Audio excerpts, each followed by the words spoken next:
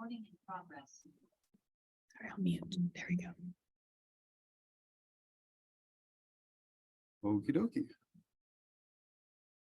Eric, are you good to go? Yes. Yeah. All righty. Well, let's begin officially. Hello, everybody, and welcome to AMS Webinar's latest webinar, International Meteorology, How TV Audiences Get Their Forecast Around the World. We have with us organizer Erica Grochet, panelists Tanja Cegnar, Tomàs Molina, and Gerald Fleming, and moderated by Tammy Souza and Paul Gross. Before we begin, I would like to address some of the guidelines for our webinar today.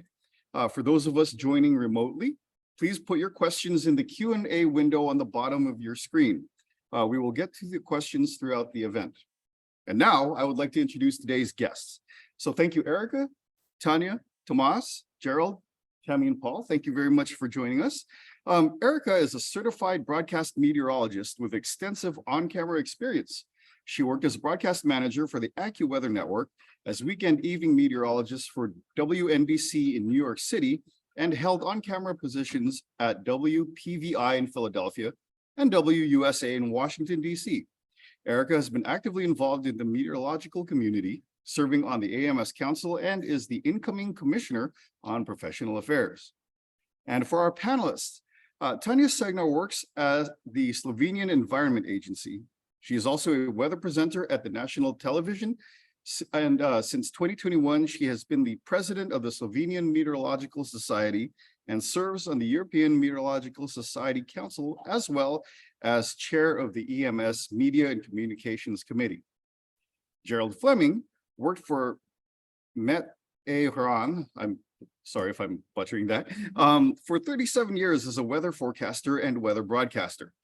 He led the television weather team for Irish Public Service broadcaster RTE and spent 9 years as head of forecasting for Meteorologists. For the World Meteorological Organization, he was chair of the program on public weather services for 15 years.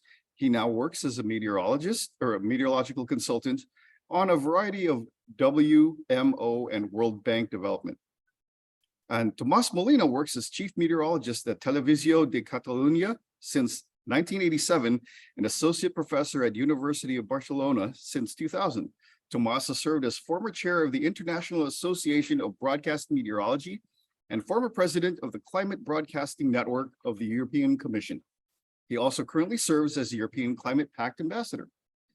And for our moderators, Tammy Souza is an accomplished meteorologist with dual seals of approval from the AMS and National Weather Association. She has served as the first female chairman of the National AMS Board of Broadcast Meteorology.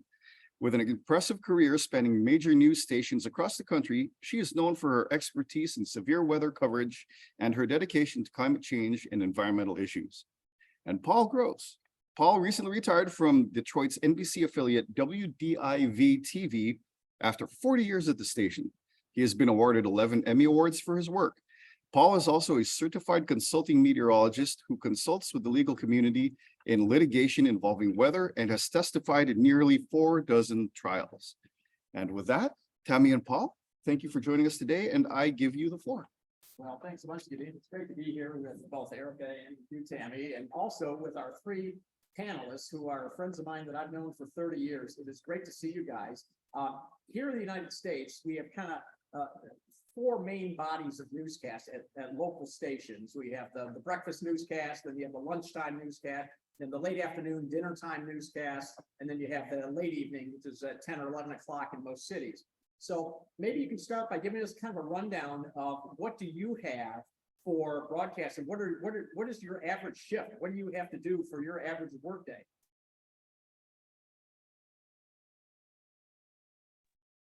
You want me to kick off on that one, Paul? Go ahead, Gerald, you start. Okay. So in Ireland, in the organization which I worked for, and which is still very much the case. So the meteorologists who present on camera, first thing to say is they're all public servants. They're all employees of the National Meteorological Service, and I can talk a little bit more about why that is, but that's the case. So they would spend some shifts in the TV studio and working there. We have a weather office within the TV setup. but other shifts in the normal forecast office, including evening and night shifts and so on. So they're just part of the weather forecast team. Typically, the major audience in Ireland for television is in the evening, say between 6 and 10 in the evening. So the main weather broadcasts are attached to the news programs. There's a news program from 6 to 7 on the main station, main public service station. And there's another one at 9 o'clock. And there's weather broadcast directly after those. Those would be the two most watched. But the weather broadcaster would typically be in office from early to mid-afternoon, presenting a mid-afternoon forecast, sometimes a late afternoon forecast. Then after the 6-1 news, maybe one around 8 o'clock in the evening, after the 9 o'clock news, and they'd tape one which would go out on the close of broadcasting, which is typically around about midnight. They don't usually stay around for that to do it live, unless the weather is particularly needs them to do it, which has happened on occasion. But then for other shifts, and this is purely television I'm talking about, radio is done directly from a studio in the weather forecast office. It's not in the TV building. It's at the other side of the city, actually, where the Met Service is headquartered. And that's the shift meteorologist just does a broadcast. I think there's about 4 a day, including shipping forecasts and the standard forecast for the country. Ireland is not a very big country. I can just give you a little, if I can get this to work, if I can share a screen here. You can tell me if this is visible.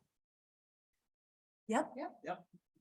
Yeah, so just to give you a little bit of context, so this is the island of Ireland, which is on the northwest corner of Europe, and it's about 84,000 square kilometers. So it's about the same size as South Carolina, the state of South Carolina. And there's about 7 million population on the island, of whom about slightly more than 5 million are politically within the Republic of Ireland, which is most of the island, and almost 2 million, the rest are in Northern Ireland, which is part of the United Kingdom, which has its own broadcasting through the BBC and UK-based stations. So that just gives you a little bit of context, if you like, into the size of the market that we work with, and it's one national station. There are some private sector stations as well, but primarily the public sector station, which is the longest serving. It's been there for 60 years in TV terms. It's the main station, which would get probably the largest number of viewers on any given night. So that's a little bit about Irish weather broadcasting. Right, Tanja, you want to tell us about in Slovenia? In Slovenia, all the meteorologists appearing on the national TV station are employees of the Slovenian Environment Agency, which incorporates also National Met Service. So on one side, we work as meteorologists in operational forecast, and we go on the TV to present weather. We used to present weather live in the morning, but after COVID, they introduced some younger and nicer people, mainly girls. We are too old. No, actually it was that we were only talking about weather, and they would like to have a little bit more than only weather, because if there is no severe weather is treated slightly as an entertainment, I would say. So we were too boring, let's say, for the morning program. In the afternoon, we have a live chat with the journalist, about 3 minutes. And then in the evening, we have 3 time slots. One is 1 minute, one is 2 minutes, and the last one, 1 minute. So it is not much time. If we have something special to say, when there is severe weather, we are invited in the main news block. Yeah, and Tomàs, hola, mi amigo. I don't see Tomàs. Where is Tomàs? I don't see him, so. Okay, well, we will hear from Tomàs later. Yeah. You know, it's Yeah. interesting to me that you basically have a national broadcasting system here in the US. As you well know, we have so many pieces to pie, it's hard to keep track of. We have a lot of different broadcasting companies, and And everybody operates something a little bit differently, and the government really isn't involved. And, you know, we have the National Weather Service, which is very separate from what goes on broadcast TV. And also it's interesting to hear that they like to have younger people for the entertainment when there's not severe weather. So China, we understand that very well here in the United States. So knowing that you basically have, like, especially in Ireland, a large market, which is the size of a Los Angeles or a Chicago or something like that, because you're covering the whole country. How do you serve that much area? And I'm sure there is variation in the forecast from place to place, because that's a huge area if you're doing all of something the size of South Carolina, which is basically one market doing it all.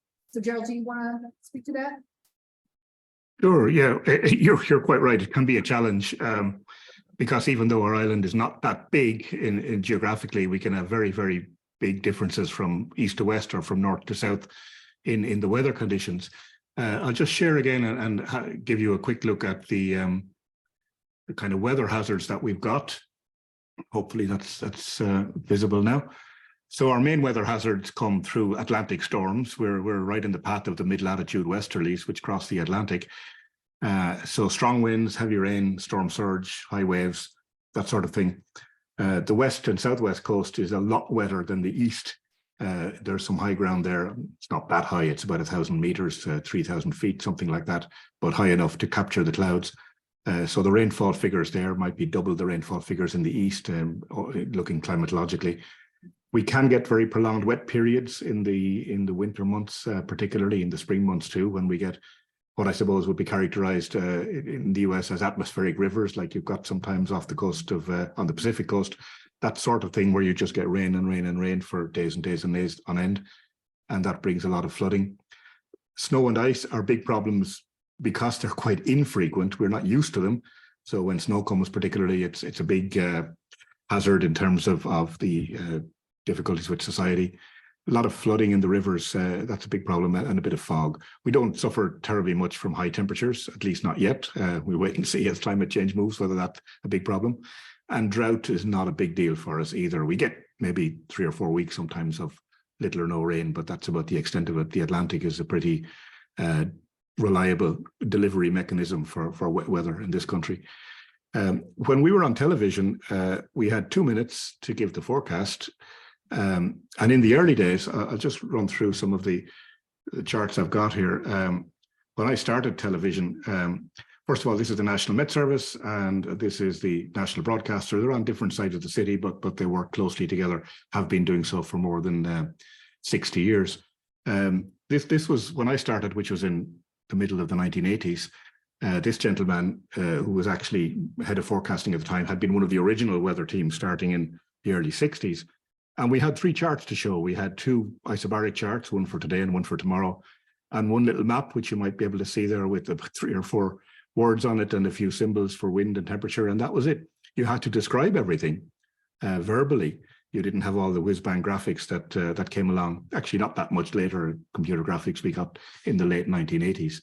And they were a big help because then we could begin to give some more detail. This sort of chart, this is actually a chart I had used myself on television way back then. We drew them up by hand and we used letraset for those people who remember that, for marking in the H's and the L's and the numbers. Yeah, so it was pretty basic, but you know, everybody got to know about their weather fronts. That was good. That's me when I had hair. I remember him. And we were beginning with the satellite or the computer graphics. Then you can see them on the screen there behind, not very clearly, it must be said. I was part of this team, which from the late 1980s was the mainstay of weather broadcasting, all meteorologists, all working with the Met Service primarily. But you know, we delivered the forecast every day in the evening. We had some kind of informal forecasts, sitting down on the sofa, chatting during the afternoon shows and things like that. That was part of our work. But mainly it was working from the studio with the graphics. And of course, as we went through the 80s, the 90s, the noughties, the graphics got more and more sophisticated. We never went in for virtual studios. It was always the 2-dimensional blue screen in our case. I know it's often green screen in the US and in other countries, but we were on blue screen. And our weather graphic system was the Weather One Metacast Chiron Higo, as it is now, which is a tricky system to work, but from a meteorologist's point of view, probably the most satisfying in that it gives you a lot of freedom. So that's a little bit about me. Now I'll just skip through the next couple of charts because they're not really relevant to this just immediately. But in Ireland at the moment, in the public sector, there are 3 stations, 2 of which are served through the Met Service, the National Met Service at the public service stations. There's a 3rd public sector station, which is Irish language, which gets its weather elsewhere. It's a relatively, no, it's not that minority because Irish language is fairly well used. And on the private sector side, there is one organization, Virgin Media, which has 4 separate channels who source their weather elsewhere also. So there's a mixed bag in terms of how TV broadcasting is delivered in Ireland now. But the public sector is still very much a relationship between the National Met Service and the national broadcaster. So that's a little bit about how it is done now. And Tanja, I think you have a video that you're able to show us with some examples. We made the technology work last week. Let's hope it works today. Okay, I still need to share my screen. Let me share my screen. And we should say Tomàs will be joining us shortly, but he is in the middle of a live broadcast. Yes. He'll be wrapping that up and joining us. So he will be. Oh, good. Okay.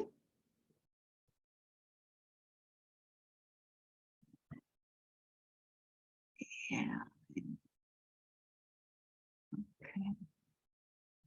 So our weather is always separated with an aviso from the other program, and here is a sample of a morning presentation.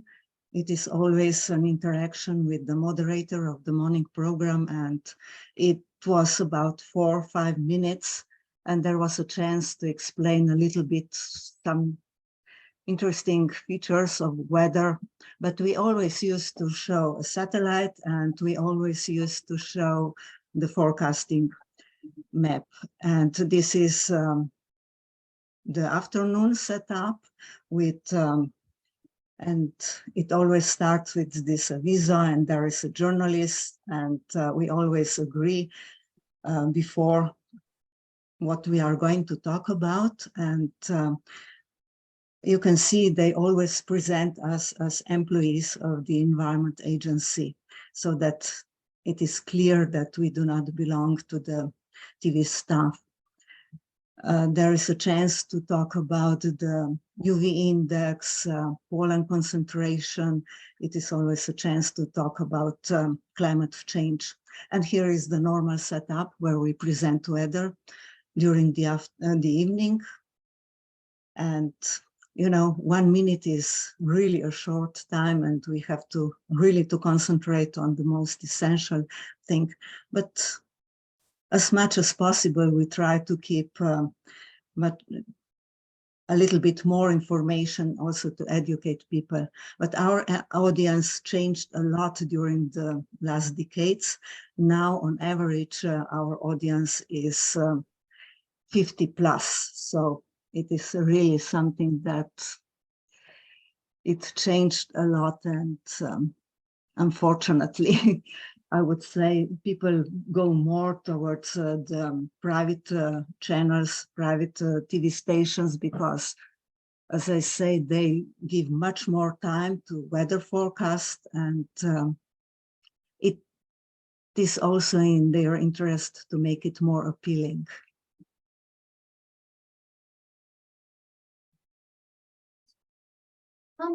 Yeah, I find it interesting because you have a bit more time to do all of this explanation of things, which is a benefit that we don't always have here in the United States. We have our minute 30, 2 minutes and 30. There are a few titans in the US that have 5 minutes, but that is not the norm. So when you have that much time, how do you choose what you're going to focus on that day? And if it is a slow weather day, do you decide to speak about climate change or some climatology or a past event or something coming up?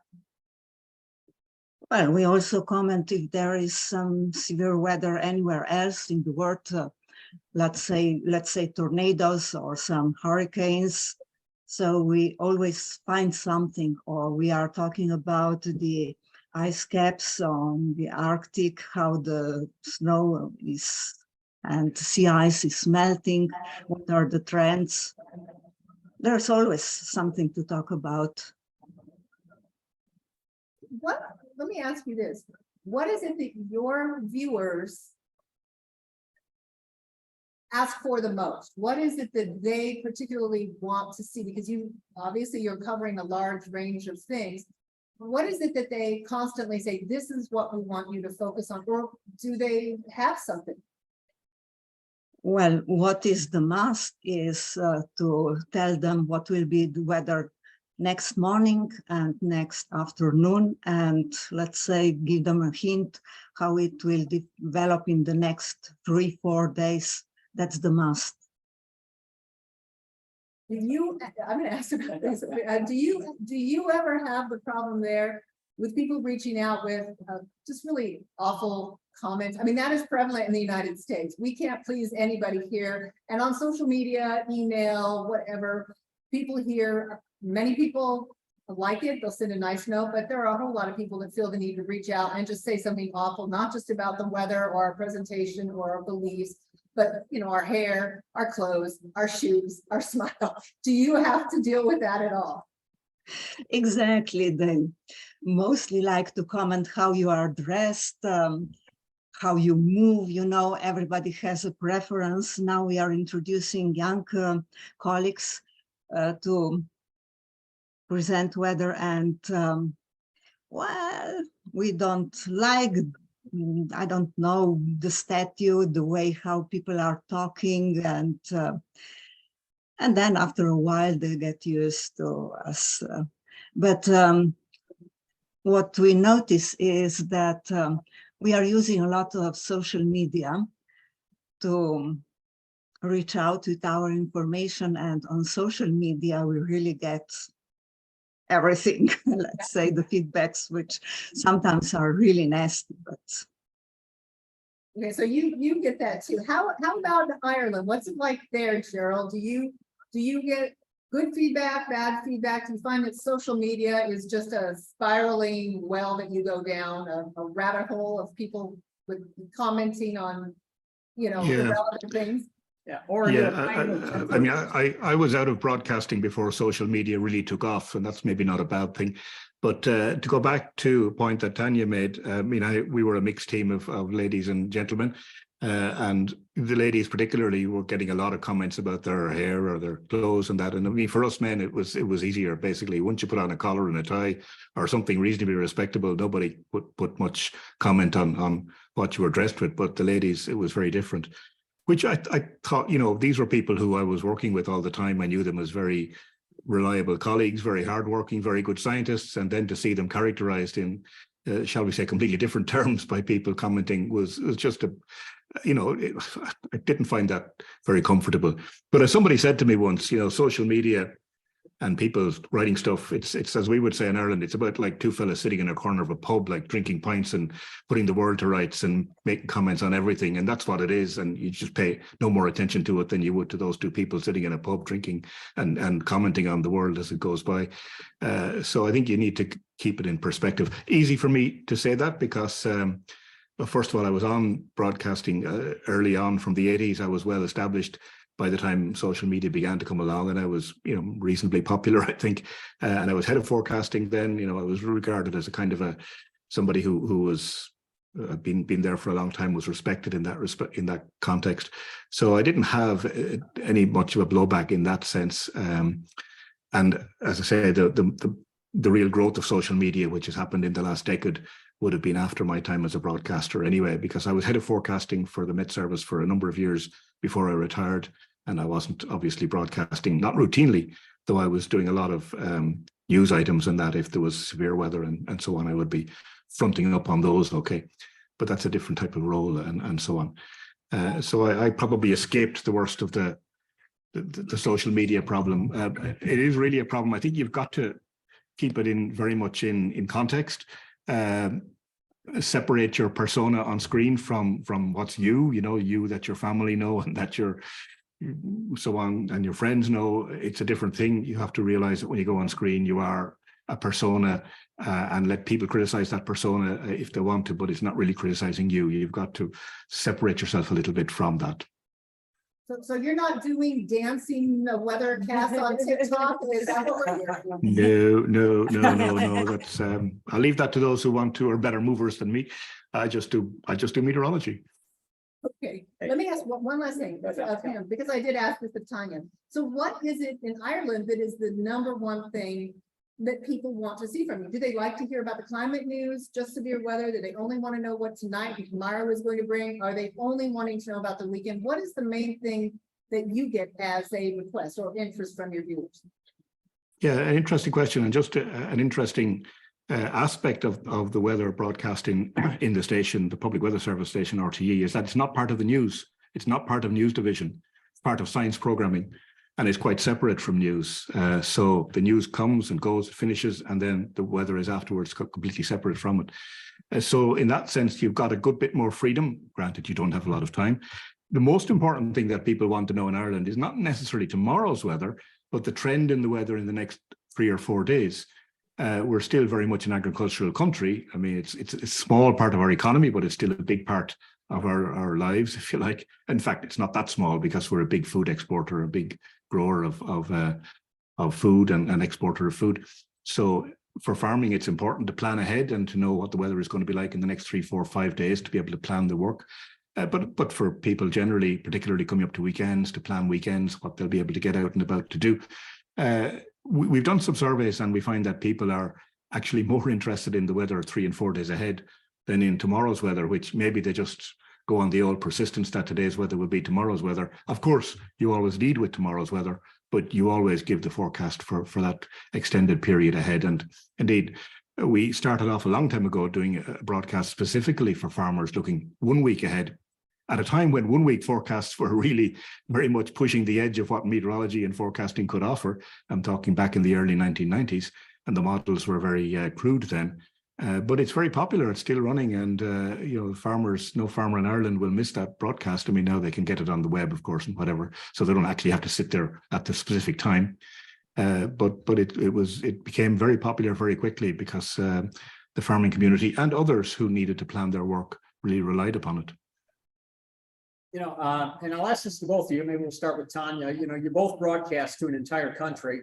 Here in the United States, as you know, we get a lot of severe weather.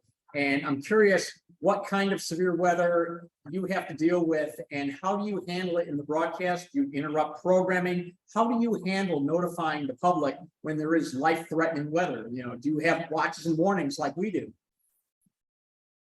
I can answer for the Irish situation. Yeah, we have a structured warning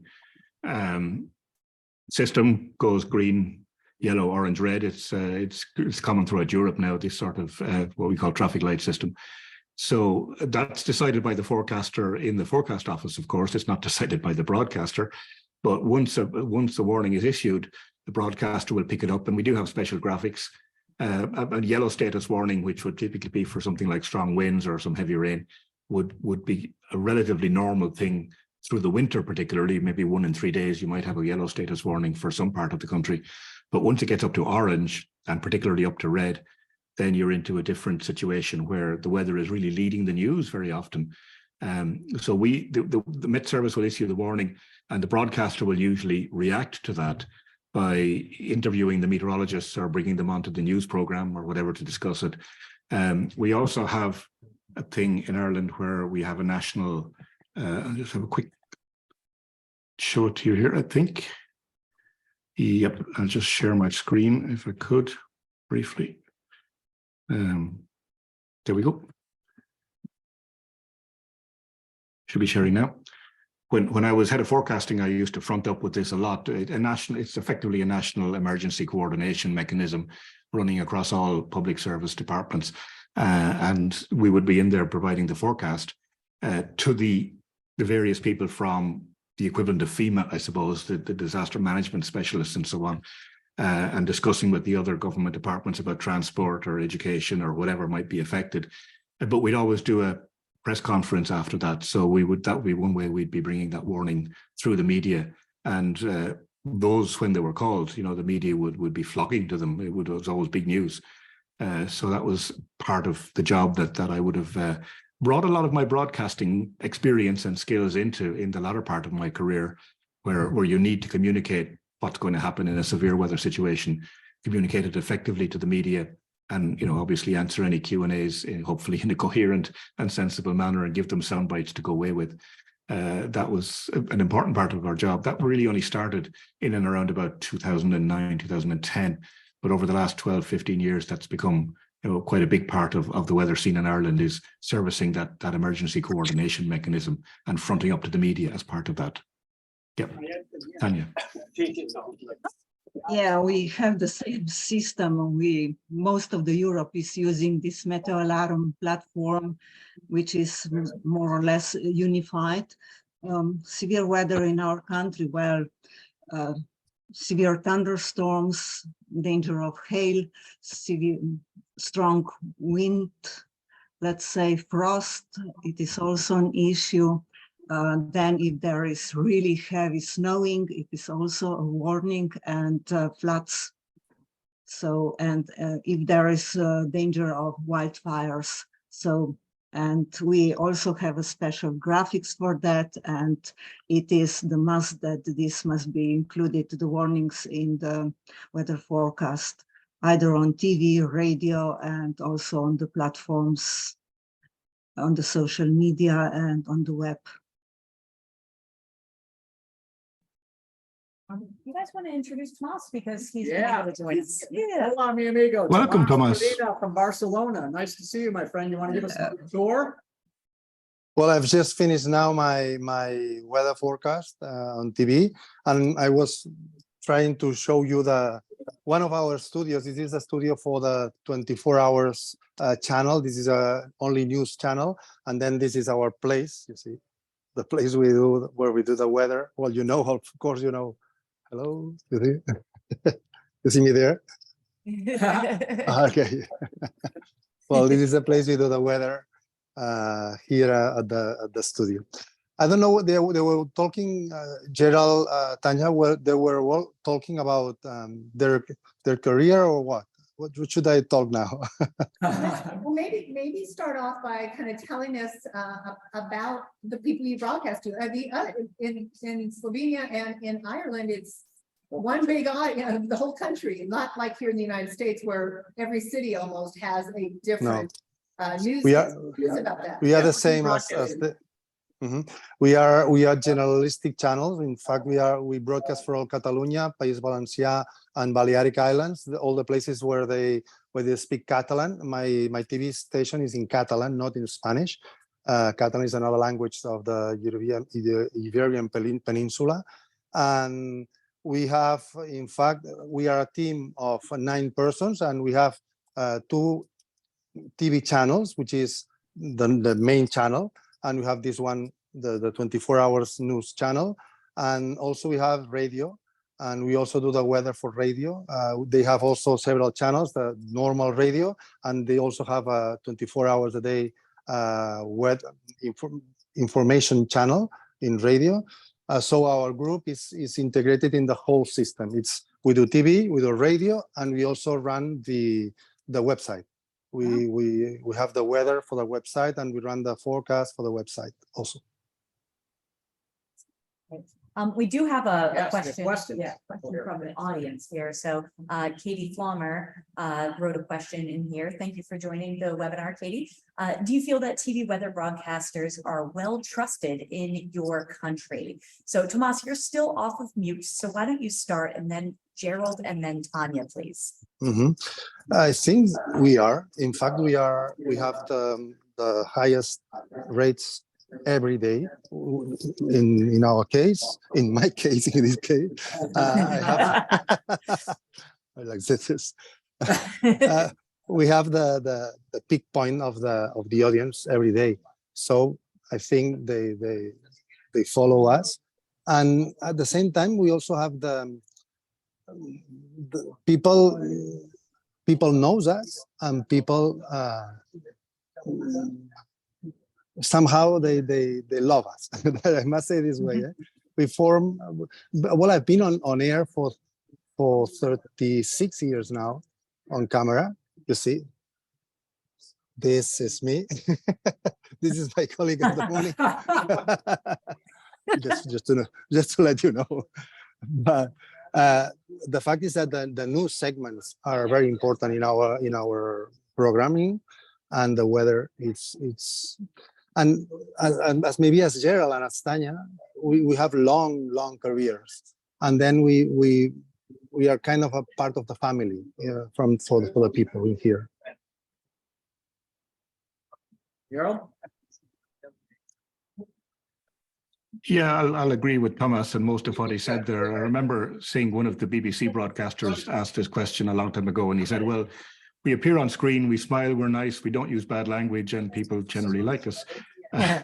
Of course, from a weather broadcasting point of view, it's much easier to be trusted now than it was 30 years ago, because the standard, the quality of the information we have is so much better. The models are so much better. The tools we have are so much better to tell the story, as well as the actual information being of more accuracy. So, of course, the level of trust is much higher now than it was. But it's always been quite high in Ireland. Weather broadcasters have been well regarded. And we had an interesting situation back 1999, I think, so nearly 25 years ago now, when the National Public Service broadcaster decided in their wisdom to take the weather broadcasters off air and replace them with presenters. And there was a huge public backlash, and they had to withdraw that whole thing and move back to us after a period of about a month or so, which told us that people did actually appreciate what we did and listen to what we said, and wanted us to be there to give them some reassurances to the coming weather. They weren't really interested in, dare I say it, pretty faces or whatever. And that was very supporting and supportive to us. So yeah, weather broadcasters have been always well trusted in Ireland, certainly more trusted than many other professions. And as a bit like what Tomàs has said, in Ireland, the weather broadcast frequently gets higher ratings than the news, which immediately precedes it. So people actually tune in for the weather rather than tune in for the news. Tanja? Well, I would agree with Tomàs and Gerald. In general, people like us, but it is true that now we have much more tools, better tools. We can deliver better forecasts, but the problem is that also the audience has become more demanding. Now people really like, will that shower, will that thunderstorm happen in my village or not? So they have become much more demanding. They would like to know much more detailed forecast as they used to ask for, let's say, a decade ago or 2 decades ago. And with this, there is usually a problem in the spring or in May, when farmers start to work on the fields, and they would like to know exactly if there will be a thunderstorm or shower in their place or not. And that's impossible to say. So that's a little bit when they are unsatisfied or unhappy with our forecasts. But in general, yes, they are happy. We have 5 minutes. Oh, go ahead. And there are 2 questions from the audience that I would like to get to if we can. This one should be pretty fast. Jim Duncan wants to know if each of your respective stations have a weather app that is directly tied to you. I think, Tomàs, you already answered this, but Gerald and Tanja. Yeah, there's an app from the Met Service, and there's an app from the weather broadcast from the TV station, which is effectively much the same information, just given a slightly different graphical treatment. Excellent. Tanja? Yeah, the same. There is an app at the Met Service. It is also on the at the TV station. So there is, yeah. Thank you. Yeah, and Tomàs, sorry, I meant to unmute you, but yeah, you got it. I said in our case, we have an agreement with the Met Service, but we are not part of the Met Service. And in fact, we run the model in our computers, and we produce the automatic forecast, for example, for our app, for our website and so on. And then we have a coordination with the Met Service, but we do our own forecast in our case. Right, and we have a question from Corinne Durand, and I'm sorry if I'm mispronouncing your name. She says that in France, they struggle to find new on-air meteorologists and weather presenters. They just aren't finding people in the up and coming generation that want to do it. Do you have the same issue in your respective countries? Tomàs, you're still off mute, so do you want to go first? Yes, we have. I'm a teacher of the University of Barcelona, and I teach weather forecast there. And I have always students, boys and girls, that they want to become broadcast meteorologists. So yes, we have people who are waiting for me to retire because they want. They tell me that, can you retire soon? I said, well, let's wait a minute.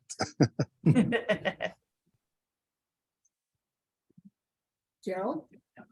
Same question? Yeah, the situation in France is interesting because in France, the tradition is that those who front the weather broadcasts are not meteorologists, they're presenters, they come from a different background. And I notice the question talks about the fact that reporters don't want to do that.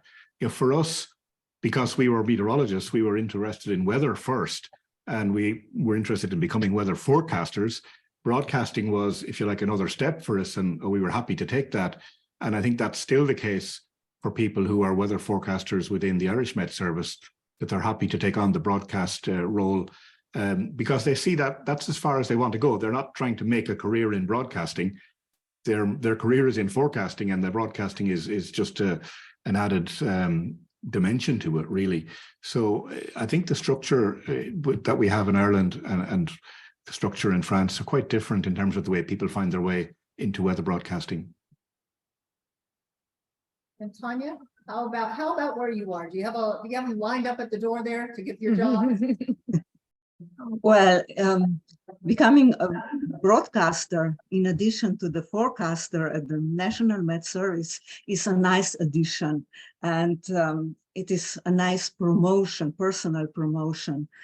And the commercial TV stations, they have just hire people who are very good in talking and moderating. And there's also quite a lot of young men and girls who are looking forward to start that career for a couple of years, just to get, let's say, they use weather as the first step in their career in the media.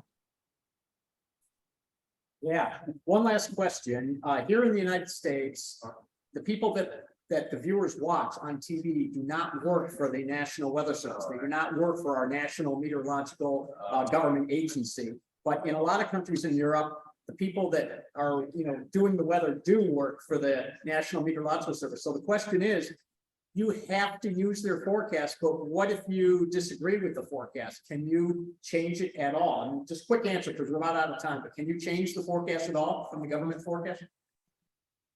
You can certainly, well, if I was in that situation, I'd be phoning the forecaster and discussing it with them, the forecaster who was, if you like, responsible for the forecast, and trying to come to some sort of agreed. You can't change it, but I suppose you can give it a little bit more flavor, whichever way you think is more correct from your perspective.